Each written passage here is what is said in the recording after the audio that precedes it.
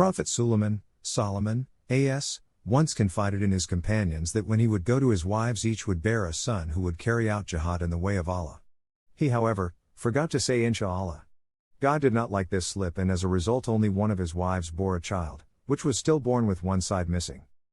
In another instance Prophet Muhammad, PBUH, told Jew questioners, who came with 3 famous questions set by Jewish scholars, answers to which would determine, for them, whether he is a true prophet or a pretended, to come back after 2 days, or few days, for the answer to their questions. He however, forgot to say in InshaAllah. The way, revelation from Allah, contrary to normal routine, did not come for about 15 days, which made Prophet worrisome. Archangel Gabriel eventually, due to Allah's mercy and concern for his Prophet, finally brought the answers and explained the reason for the delay, that the Prophet, PBUH, forgot to make Allah's will part of his promise, in InshaAllah, Surah Kahf, v. 23-24.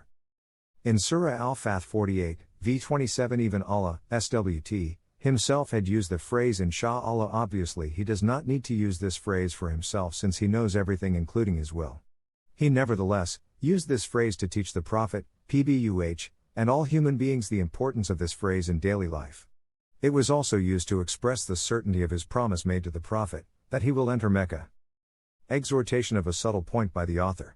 This phrase also points towards a reality that human beings, despite having been promised certain things, should remain humble and seekers of his blessings, since he would still be fully entitled and righteous in changing his will, should he will to do so, though highly unlikely, for a host of reasons, which we may comprehend or may not.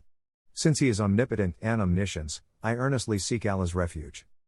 For the believers here are lessons to be learnt: never start or finish any task, event or conversation without invoking Allah's will. It would have manifold blessings. It would keep one from evil deeds, afford blessings, break a shield of protection and reward of zikr.